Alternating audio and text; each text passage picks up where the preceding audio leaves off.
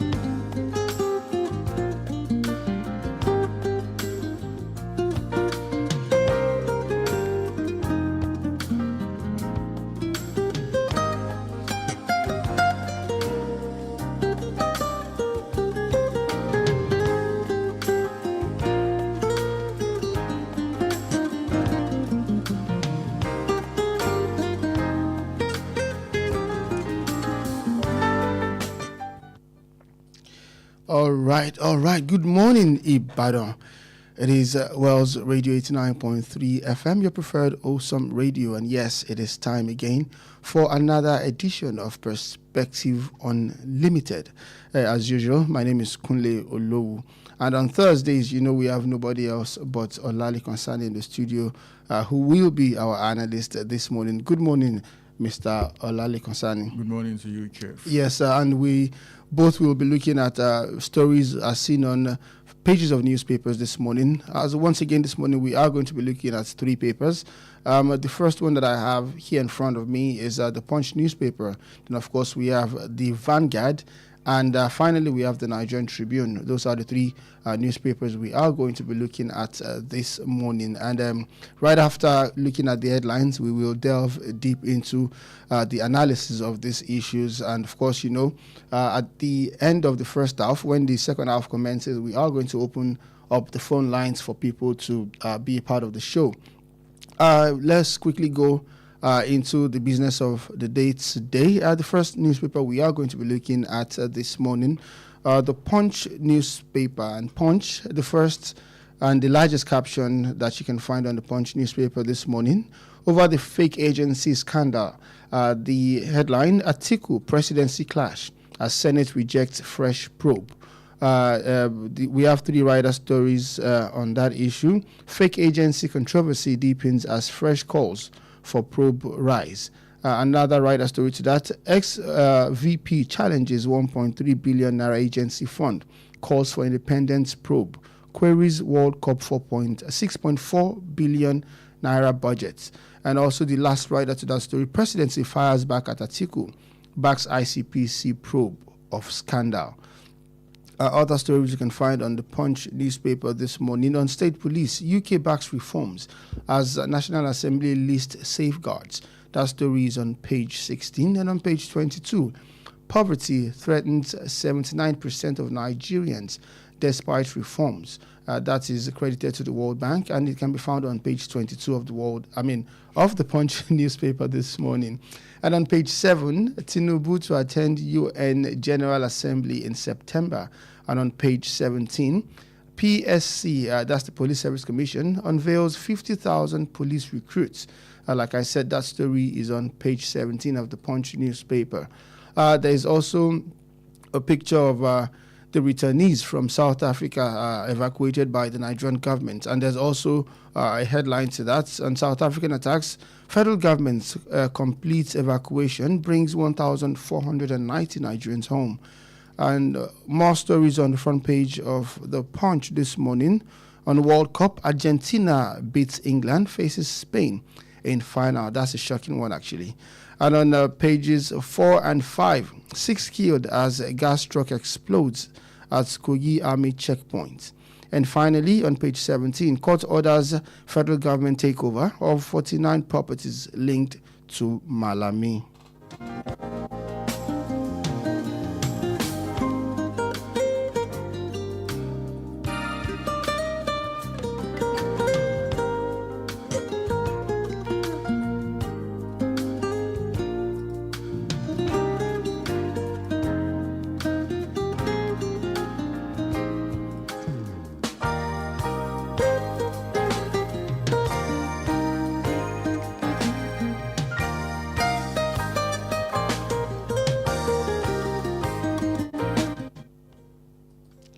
Now moving on to the front page of the Vanguard newspaper this morning. The largest caption on the front page of the Vanguard: gunmen raid Kogi schools, abduct principal, NECO officials, students. There are some rider stories to that one. One student rescued, according to police. Governor Ododo mobilizes security agents to rescue abductees. And it's time to make safe school initiative work. That's according to the NAPTAN and the NUT. Terrorists abduct 3 newly passed out soldiers in Zamfara. And the final rider story: demands 50 million naira ransom. And then on play 2, bloodshed. Youth claim 50 killed in 1 week, demand justice. Those stories you can find on pages 5 and 33 of the Vanguard newspaper. Moving on to other stories now. Food inflation still rising despite drop in headline rates. That story is on page 13. And if you go to page 28, federal government NDDC mobilizes $500 million Niger Delta Agric Fund to galvanize food production. And on page 8, on xenophobia, federal government concludes South African evacuation brings home 1,490 Nigerians home. They are welcome. And on page 27, Southeast has been North's ally. We must forgive ourselves. That statement is credited to Kwakwanso. And still on the front page of the Vanguard newspaper this morning, 93% of inmate state offenders don't need to be in jail. That story is on page 8, and that statement is credited to Tunji Ojo. And on page 9, NCAA bans pilots who landed plane on Delta Road. Still on the front page of the Vanguard this morning, State Police: governors can't run outfits into private army. That story is credited to Abbas and can be found on page 9. And on page 32, funding must be on first line charge. That is credited to Bami Dili. And on page 7, court orders final forfeiture of Malami's 48 properties. And finally on page 6, Nigerian priest in US commits suicide after order to return home.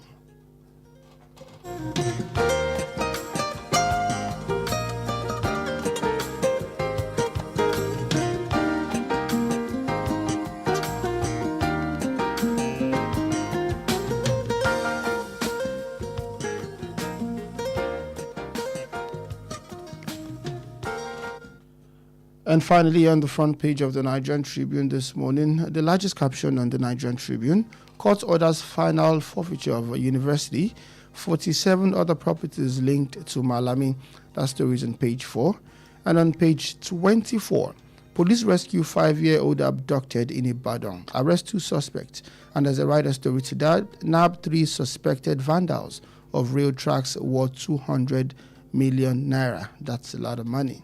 And on page 3, Lake Chad drying up poses global threat. That is according to the federal government.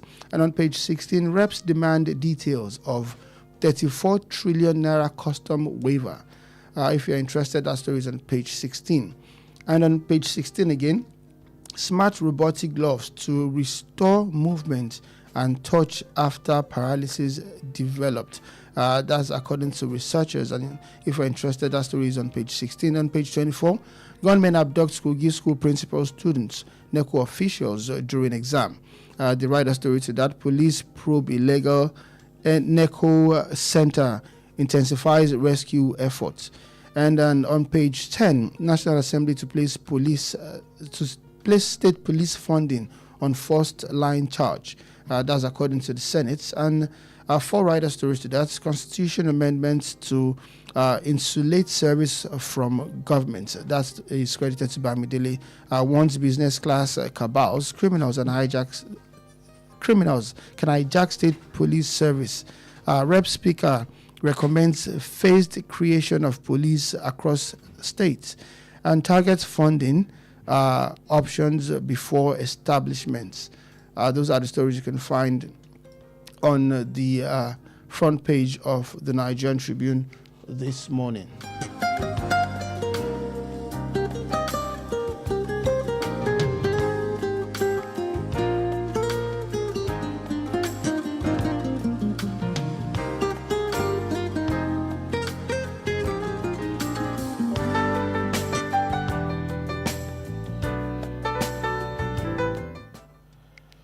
Okay, yeah. So now let's go deep into the analysis of the reports we have seen now on the 3 newspapers we are going to be treating this morning, which are the Punch newspaper, the Vanguard, and of course the Nigerian Tribune. Going now to the front page of the Punch newspaper this morning, one of the captions as seen there, really interesting one. And still on the fake agency scandal that we have been talking about in the past 3 weeks now. The caption here is Atiku presidency clashes as Senate rejects fresh probe. Now, the report, according to Punch newspaper, the controversy surrounding the purported Presidential Foreign Investment Promotion Council deepened on Wednesday, that's yesterday, as the Senate rejects for the second time in 1 week a request to investigate the controversial budgetary allocation to the alleged agency, while the former Vice President, Atiku Abubakar, and the presidency traded accusations over how the matter should be probed. Now, the Nigerian Police Force on Tuesday arrested Adeni Adeyemi, the self-styled Director General of the alleged council, following a bridge warrant issued by the Federal High Court in Abuja after he failed to appear for his arraignment on an 8-count charge bordering on alleged conspiracy, forgery, and impersonation following the widespread scandal. Now, we've seen the back and forth on this. We remember that the last time we even talked about it, sometime last week, when the Senate said they are not going to probe the matter on the heels that the federal government or the presidency has already said that the ICPC should take charge of the investigation of that matter. And remember, the same day, the National Assembly actually did say that they wanted to look into it. And I remember you said that then that it's because maybe they don't know much and they're about to shoot themselves in the foot. Now we are seeing that for the second time in a week, they are still calling, the Senate are still rejecting the issue of probing this matter. Now, what is the Presidential Foreign Investment Promotion Council, and why is it so important that the Senate should actually investigate it? And is their call saying that they should not investigate it because the presidency has said the ICPC should start, and which they have actually even started? Does all of this hold water? Thank you very much, Chief. The truth of the matter is that the agency remains an illegal agency because it was not established by the National Assembly, and that totally nullifies the existence of that agency. But beyond that, we're talking about 2 things here. Number 1, the establishment of a fake agency. Number 2, allocation of funds to a fake agency. As far as I'm concerned, it's shame on the part of those who are running the government right now to have found a way to slot in the name of an agency that does not exist. That is their shame, not mine. Where the matter particularly concerns me is when you now begin to allocate funds belonging to me, belonging to you, belonging to people listening to us this morning to such an agency. That is where you have committed an offense against Nigerians. I want justice. I want transparency. I want accountability. I have said it times without number that the current ICPC, EFCC, whatever name you want to call them, cannot effect a very, very transparent investigation. And the reason for that is that their principal, their boss is on the line. There is absolutely no way on earth that they are going to be neutral. I have said it times without number that I would rather suggest a situation, a scenario where the NBA, Nigerian Bar Association, comes up with a team, an ad hoc team that's going to investigate what exactly is happening between A to Z. Not that people who are accountable to the chief of staff will now say they want to investigate the chief of staff. Okay, so on the use of what you said, what now, I'm now saying is this: there are two things right now. Atiku, heaven bless the guy. I mean, he's doing the Lord's work right now. As an opposition, well, as a politician. He's not the only opposition politician that we have in the country.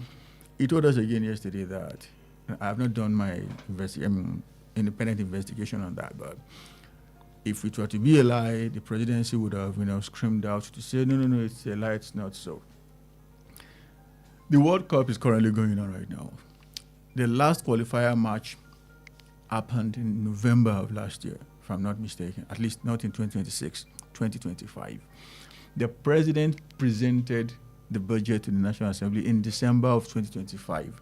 And somehow there is provision for 6.4 billion naira for the World Cup to execute Nigeria's qualification for the World Cup. How do you justify that?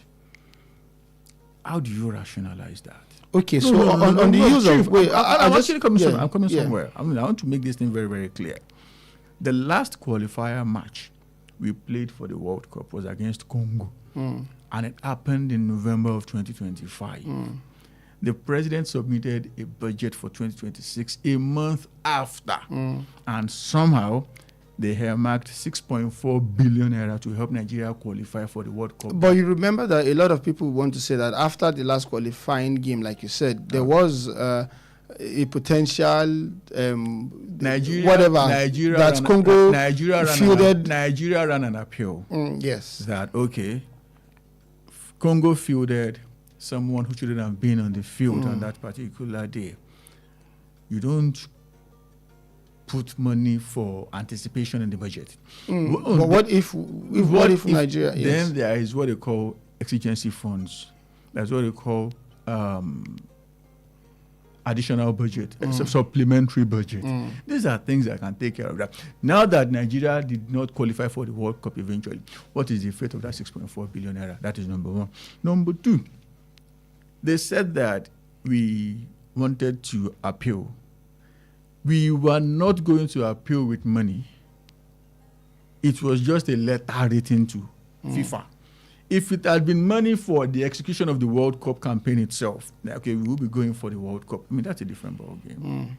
You said money to assist the boys as regards ticketing, accommodation and stuff for a World Cup that you knew too well that you were not going to participate. At least based on what was happening in December of 2025, everybody knew that Nigeria was not going to the World Cup. And yet, it tells you clearly that, as far as I'm concerned, Nigeria has never had it so bad. It is now the era of daylight stealing. Non-existent agencies, things you know too well that cannot hold water. Everybody knew Nigeria was not going to go. Okay, so why do you think the Senate? Why do you think the Senate now, twice now, they've rejected to probe these issues of the scandal? And then what Atiku is actually saying. Now, twice they've rejected. What are the reasons that can explain this decision by the Senate? Just one thing. Number one, I mean, the sole thing as far as I'm concerned is lack of interest in pursuing justice and accountability. But beyond that, they are only being circumspect here because they know too well that by the time they investigate that matter, there is no way they will not be shooting themselves in the leg because they have approved the particular budget we are talking about. Should there be an agency in Nigeria today, it would have been an act of the National Assembly that would have established such an agency. Number one, there is no such act that established the so-called agency. That's number one. Number two, absolutely nobody came to the National Assembly to defend the budget of that particular agency. So on what basis, on what pretext did the National Assembly approve that budget? That is what the Senate doesn't want Nigerians to know. So you are saying that's why the Senate... That is the only reason they are saying they are not going to be investigating. Because should they investigate, it's like they will be exposing themselves. So basically, you are saying that the ICPC will not look into that direction. What if they do? Exactly, they're going to do that. Two people are having issues. The so-called Prince Adeyemi and Gbajabiamila. Adeyemi said that Gbajabiamila requested him to pay 400 million naira before being given the appointment. And that, there's going to be a takeoff grant of 27 billion. And out of that, Gbajabiamila will be taking 48% of that. Guess what? The ICPC has not even written a letter. They have not written a letter to Gbajabiamila to appear before them to come and explain himself. And they tracked Adeyemi all the way down to Osun State to effect his arrest. That tells you clearly that we are the ones who believe that two people are on the line. As far as the administration is concerned, it's just one person that needs to be taught a lesson. That is Adeyemi. Okay, so let's talk about what is now the significance of this arrest in this investigation. As far as I'm concerned, the government and the judiciary, the two of them are not interested in pursuing justice. You arrested the guy on the 13th of July, and you remanded him till the 30th of September. Meaning no case, no hearing, nothing for the whole of July, September, and almost all of September, August, nothing for July, nothing for August, and almost nothing for September. 30 days of September, isn't it? So that's as good as October, if I'm not mistaken. It clearly tells you that they are not after justice.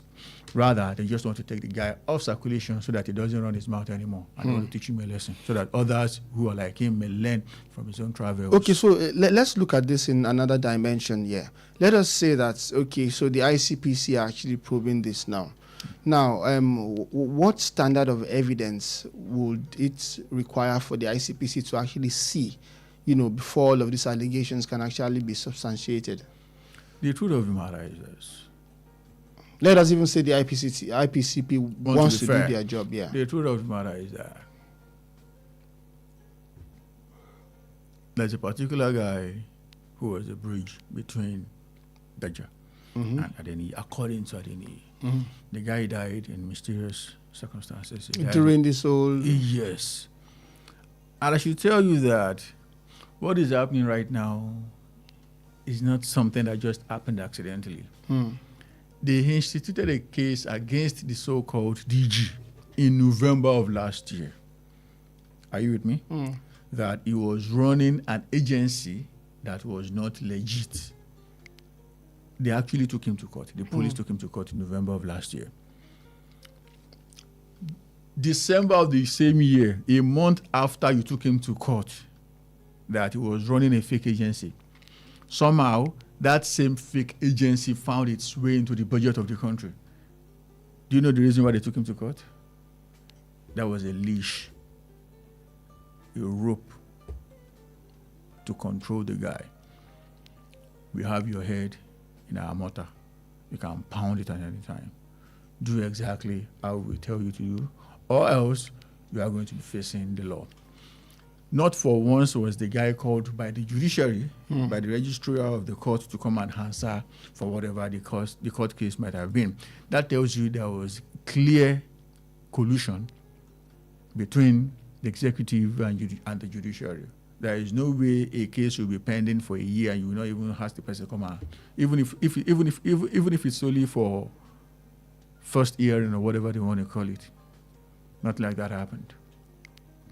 Now that the EFCC is doing what they are doing, I can tell you exactly what is going to happen at the end of the day. This guy will not be investigated based on what he said that Bajabiamila asked him for 400 million naira. It will never be investigated on who collected that money and the electronic trail of that money. That will not happen. Rather, they are going to say he committed impersonation by presenting himself as the DG of an agency that does not never existed. That is the only thing that the ICPC is going to talk about. And if that's how they want to go about it, they may end up convicting him in the law court. But in the minds of us Nigerians, they can never convict the guy, because the truth of the matter is that, yes, he ran a fake agency, but was he the one who also slotted? Was he the one who also slotted the name of that agency into the budget? How strong can he be to do that? So you said something now about paper trail and money transfer. So let us say the ICPC will not look into that direction. A lot of people would want to also ask about the laws of the land, especially the freedom for information.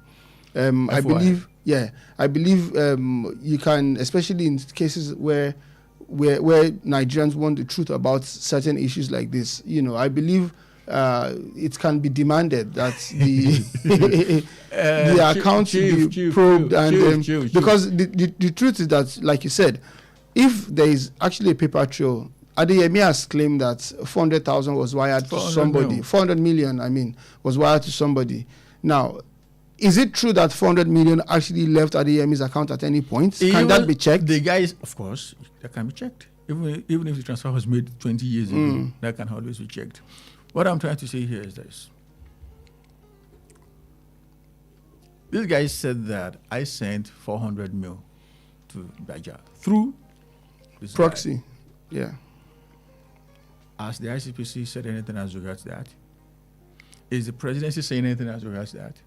Rather, what they keep saying is that this guy was running a fake agency. A fake agency that had 300 staff seconded to it by the head of service of the Federation.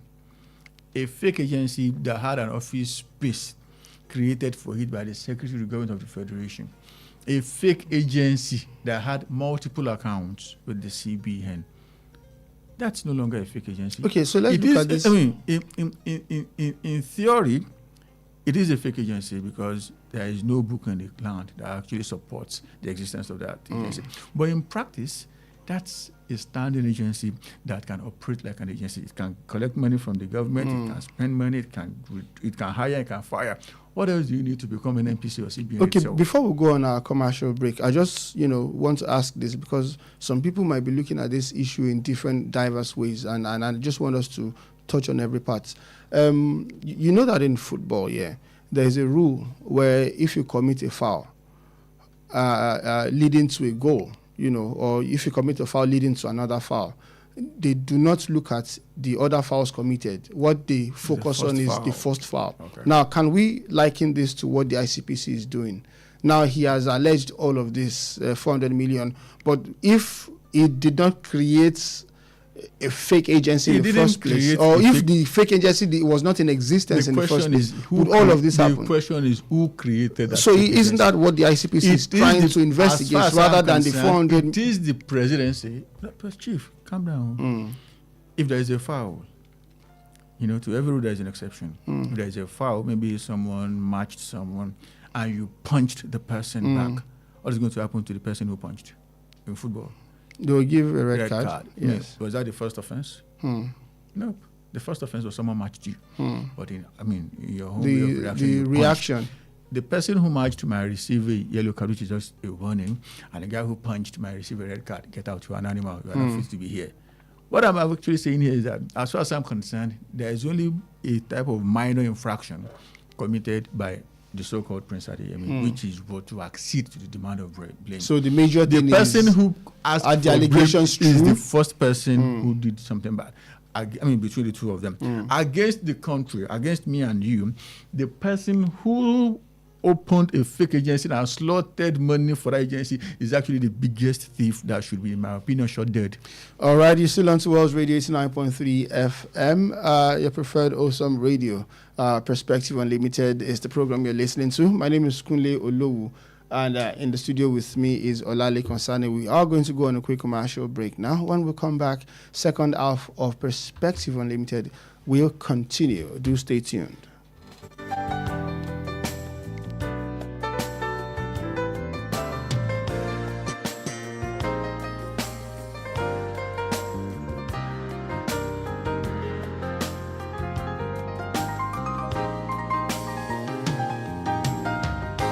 89.3 FM, your preferred wholesome radio. How long will it take you to confirm payment? I have been waiting for the past 1 hour. I'm so sorry. Our network is slow. I will just run out of data. Same excuse yesterday. It is unacceptable, please. You better switch to One Data Internet Service. One Data? Yes, One Data. One Data is an internet service provider with the best alternative and solution for unlimited speed. One Data provides fast and reliable internet service to organizations, homes, and places of interest in Nigeria. With One Data, you get to enjoy the premium internet service with dedicated unlimited internet speed at all times, 24/7 fantastic customer service and support, and you enjoy a 1-month free subscription when you make payment. Now is the time to say goodbye to downtimes. Sign up with One Data today on 0811 223 2671 or visit www.onedata.ng for more inquiries. One Data, unlimited speed.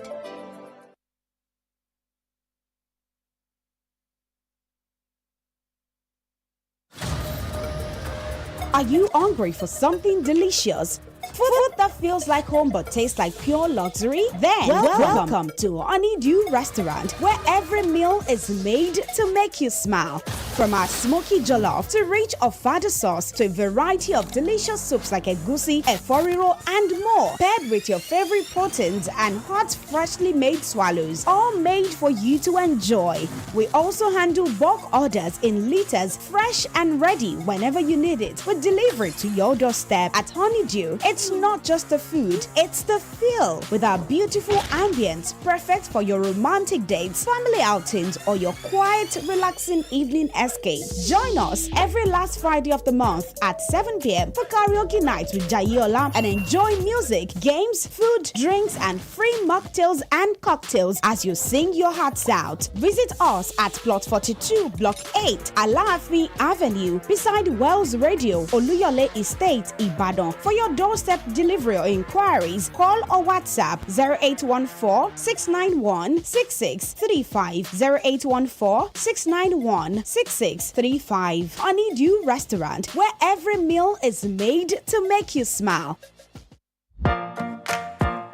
Welcome to Junior's International School, Ibadan, where academic excellence thrives in an atmosphere of love, care, and safety. With a team of experienced and dedicated educators who inspire young minds in a stimulating environment that nurtures learning, creativity, character, and confidence. Our rich and dynamic curriculum prepares pupils for outstanding success in both local and international examinations, opening doors to limitless opportunities and a bright future anywhere in the world. At Junior's International School, we go beyond academics. We identify and nurture every child's unique potential, raising globally minded leaders guided by strong moral values and godly principles. Join us in shaping tomorrow's leaders today. Admission test into pre-nursery to year 5 holds on Tuesday, 4th August 2026. Venue, Junior's International School, Alaafin Avenue, Oluyole Estate, Ibadan. Time 9 a.m. Admission forms are available online at www.juniorsinternationalschool.com/admissions or at the school premises. Juniors International School, Center of Excellence. 89.3 FM, your preferred wholesome radio.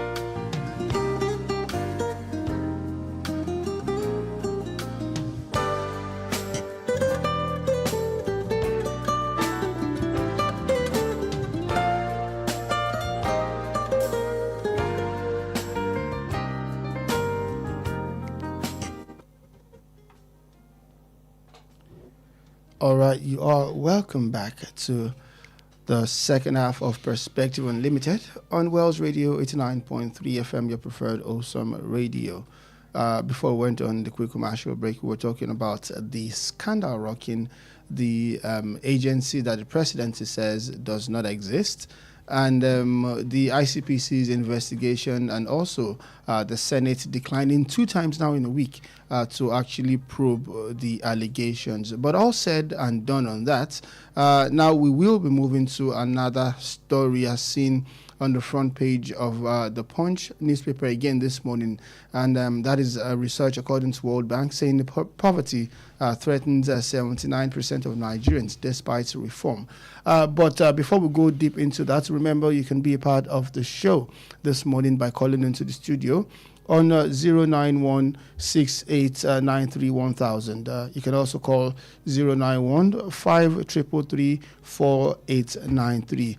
The last number in the studio here you can call to reach us is 0911 333 please call us and let us know what you think about the issues we are talking about this morning. Now, as seen on the pages of Punch newspaper this morning, like I said, poverty threatens 79% of Nigerians despite reforms, and this is a research done by World Bank, and the report says despite nearly 3 years of sweeping economic reforms by the federal government, about 79% of Nigerians still remain poor and vulnerable to falling into poverty, highlighting the country's deepened social and economic challenges. That's according to a new World Bank document that was obtained by Punch newspaper. Now, the findings are contained in the World Bank's newly approved country partnership framework for Nigeria, covering 2026 to 2032, and its accompanying streamlined country diagnostics. The 7-year strategy seeks to support Nigeria's ambition to create more and better jobs through private sector-led growth while accelerating poverty reduction. Before we go into the analysis of that, let us quickly take this call. Hello, good morning. What is your name? Where are you calling us from? Hello. Good morning. Hey, I'm calling from Odeja. You have the floor. Thank you. See, corruption has eaten deep into the system, and the recent fake agency is a strong proof of that. When exactly are we going to get it right in our dear nation? I truly hope justice will prevail this time, and it will serve as deterrent to us. We cannot continue to hear of different cases every time. There was always necessary. We have a Mayfield, Yaya Bello. Now it is at the end. Is this how we are going to continue? I believe we need normalcy. So the presidency and everyone involved should do the right thing. Thank you. Good morning. Thank you very much for your contribution.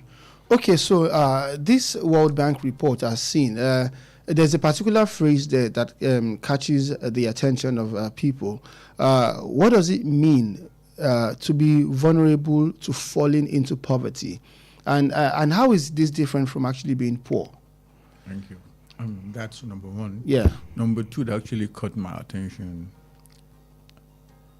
79% remain in poverty. Yeah, 79%. That is actually the opposite of what is happening. But let me start first with your point. To be poor means to be unable to afford basic needs. If your pay is such that in the beginning of the month you feel like you're okay, but when it's when it's second, third month, then your head begins to do ding, ding, ding, ding, ding, ding, ding. You are vulnerable to becoming poor. Because should you miss the next paycheck, then you are gone. Let's quickly take this call. Hello, good morning. What is your name? Where are you calling us from? Ruth calling from. Ruth from Alakia. Oh, sorry, we lost that call. Yes, Mr. Laleko. Have I been able to? Yes, please. If you miss a check, a paycheck, then your family automatically is in trouble. Then you are vulnerable to. Okay, let's take this call again. Hello, good morning. What is your name? Where are you calling us from? Hello. Yes, this is Miriam calling back. Oh, Miriam calling back. You have the floor again, Miriam. The issue of reform. I believe there is nothing wrong with introducing new reform. But what benefit are these reforms if they keep pushing many Nigerians into abject poverty? So, President should please review these policies and have pity on innocent Nigerians. We are suffering. This thing is clearly not working. Or probably it's working for some set of people and not everyone. So you should please view this. Thank you. Good morning. Thank you for your contribution once again. Okay, So like I was saying, if you cannot, you don't even have to borrow. If you cannot afford basic needs, 3 months from today, should you not receive a penny, then you're vulnerable to poverty. That's that. They said that 79%. Okay. Yeah. Hello. Good morning. Hello. Good morning. Good morning. Yes. Aderonke, yes, you have the floor. Yeah, concerning the poverty has been in Nigeria. Despite the reform of President Bola Ahmed Tinubu, I don't think it's working. So I just want to urge them that whatever possible means that they can do to stabilize the economy, they should do it. Thank you very much. Thank you for your contribution, Aderonke. Yes, that's not a true representation of what is happening. By the time this administration came on board, it was just 29% of Nigerians that were in poverty. It increased to 40% at some point, 50, 60, now 79. We have another call on the line. Hello, good morning. What is your name? Where are you calling us from? Yes, sir. Ruth calling back. Ruth calling back. Okay, you have the floor, Ruth. Yes, sir. As regards the poverty rate in the country, what exactly do we now want to benefit from this current administration? Because it's obvious that things are no longer working well. That is at the other of the day. Inflation keeps rising, fuel prices are too high, security is there, and many Nigerians are struggling to even feed 2 square meals a day. So yet the government has failed to address this problem. Yet they will keep coming out and be telling us that their reform is working for Nigerians. I'll just keep calling on Nigeria. We should be wise to come 20%, but we can't continue like this. Good morning. Thank you very much for your contribution. Yes, like please I go was on. saying, when they came on board, 28% of us were in poverty. They came with all these things that would deform the country. Then the figure shot up to 40%, 60%, now almost 80%. 79 is as good as 80. Do you know what that means? Do you know the significance of that? That means 4 out of every 5 is staring poverty in their eyes. And we are 3 in the studio. Yes, please go on. If that's the case, on a lighter note. Because you are on a lighter note. Yeah. What I'm trying to say here is this. We have 250 million people in this country. What that tells you clearly is that 200 million people are actually having a battle with poverty. That is terrible stats. That is terrible stats. It tells you clearly that we are on the wrong path. Okay, talking about being on the wrong path now. Before this administration started, we were promised a whole lot. And a lot of analysts and economists will say that some of these reforms are actually the way to go. Remember that. I don't. No, I said, yeah, or no, you don't. But I'm saying that there are a lot of economists who will support that is the way to go. And I also want to believe that the major issue that Nigerians are seeing that has actually plunged us into this hardship, if I might say, yes, especially has to do with the fuel subsidy removal. And remember that even all of the very popular candidates who were vying for the post of presidency then, they all agreed to the subsidy removal. Now, I'm thinking the federal government they've done some major economic reforms, according to them, in the past 3 years. Why do you think these reforms have not actually translated into lowering poverty in the country? What exactly is reform? If you call something a reform, then what it means is that you are designing a path that will make lives better for the people. But some people would want to say reform just means changing the status quo of something. Changing the status quo is part of reforms, but changing it for the better. For the better. Not for the worse. There must, as a matter of compulsion, must be government intervention in what affects the people daily. Food, electricity, petroleum products. these are things that the government must, as a matter of compulsion, if it wants to remain a responsible government, intervene. The UK doesn't grow most of its food. They import. And yet, food is miserably cheap there. Why? The government subsidizes. Here, the government has actually abandoned all its roles. And beyond that, there is insecurity in the land, meaning there is a limit to what you can do, especially if you are a large-scale farmer. If you are a farmer right now and I give you land in the local government to go and cultivate that land, will you go there? You haven't answered me, sir. Mr. Kunle? No, I'm listening. Should I give you land in the local government to go and cultivate? I'm listening, sir. That's what I'm talking about. I'm listening. It's not just a local government anymore. It's now Oyo North, Oyo South. Let's quickly take this call. Hello, good morning. What is your name? Where are you calling us from? Good morning. Good morning, sir. Sorry, speak a little louder. We can't really hear you, sir. I said my name is Kunle from Olowu. All right, sir. If you have a situation on hand and the situation is really working against your existence, someone comes and says he's bringing in a reform to make life better, and that reform is not bringing that good things that you are expecting. Is it not right for that person to look into that reform and make it better? In this case, we are not saying anything at all. The whole people are complaining. What stops this government from looking into that reform which they've got that is not bringing good life for the people? Look at this issue about AME and not the rest of it and so on. And this is not part of the reform we are talking about, the bad thing that is making us to suffer. And we are not going to see anything coming out of even this at AMA's case. Person who collected money from AMA is dead. You will not get anything from that line again. AMA is afraid of his life now, and that was why he was not coming out to face the case.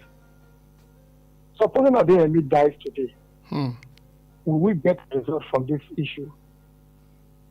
And people are still even saying that there are more. This administration is not doing the right thing. You took away fuel subsidy. Before fuel subsidy, the people were still surviving. Now you took away fuel subsidy and the people are crying and dying. Kunle, yes, sir. Go outside and see how many people are still driving their cars. Some who had two before, they are not even able to drive one again. People are trekking. They cannot buy fuel for every generator in their house. They have borehole. They cannot pump water because there is no NEPA water. And you are saying you are having a reform. The Minister for Power, has there been any improvement? And yet your reform are working.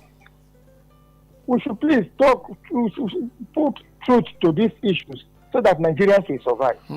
Thank you. Thank you very much for your contribution, sir. The truth of the matter is that talk of reforms or whatever you want to call it, I don't really care about that. What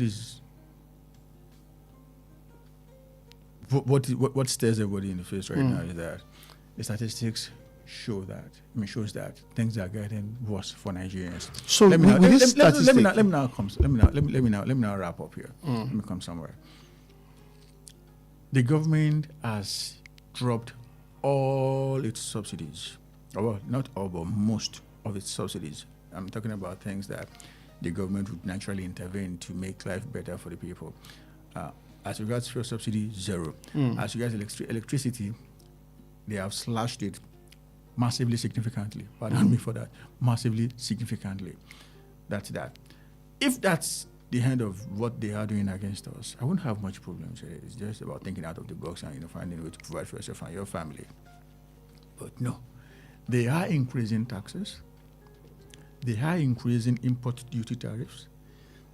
They are raising interest rate. It's a barrage of assaults against Nigerians, and that is why more people are going below the poverty line.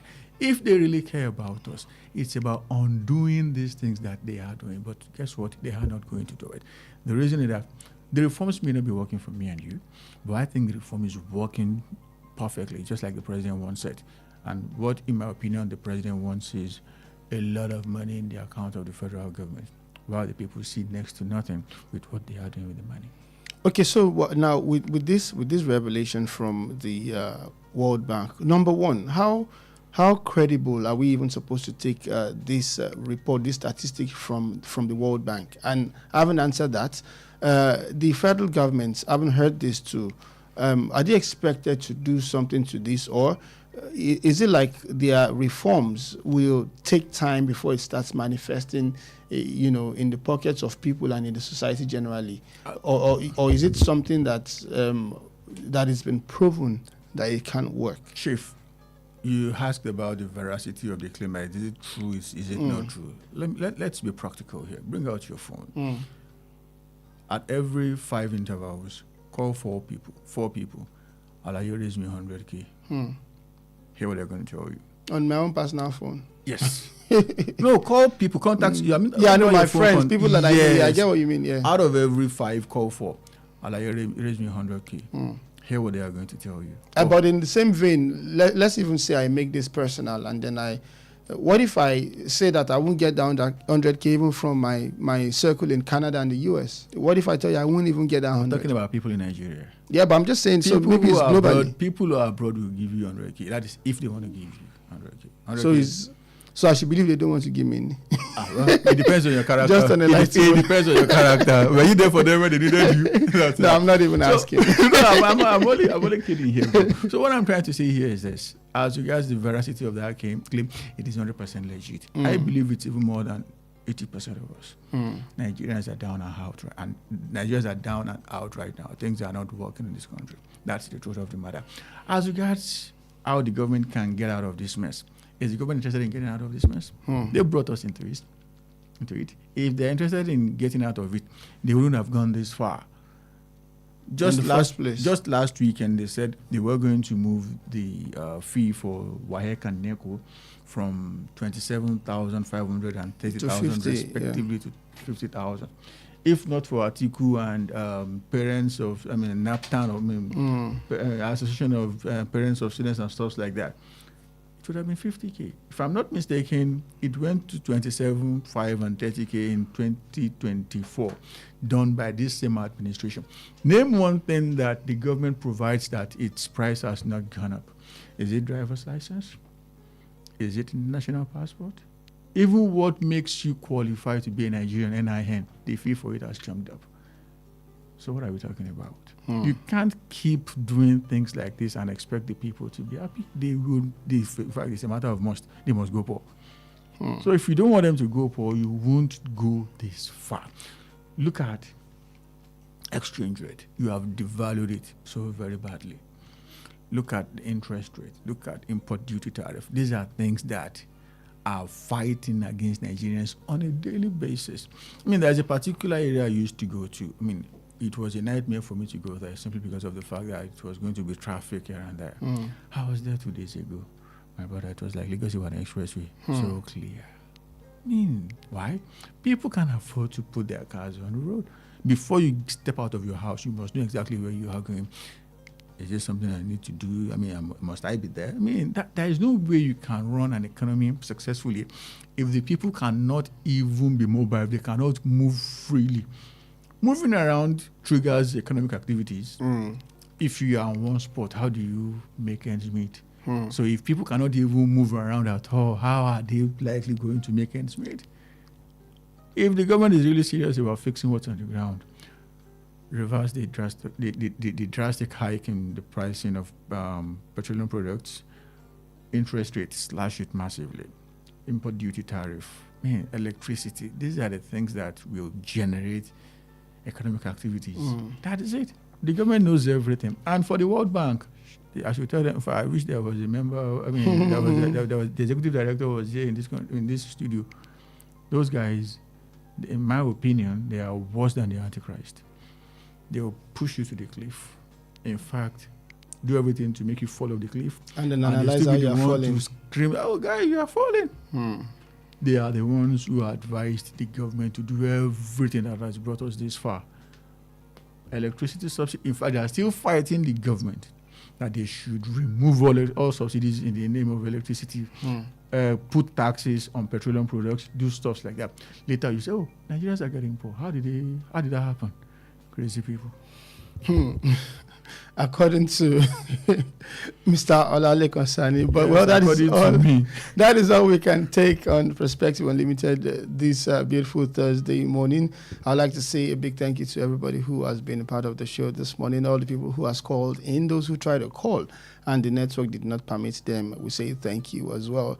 And of course, a big thank you and a big shout out to Mr. Olale Konsani, who has been our analyst this morning. It is always an honor to be here. Yes, Perspective Unlimited takes place on Wells Radio 89.3 FM every Mondays to Fridays by 6:30 to 7:30 a.m. Do join us again tomorrow for a fresher edition of the same Perspective Unlimited. I am Kunle Olowu. Thank you for listening and bye for now.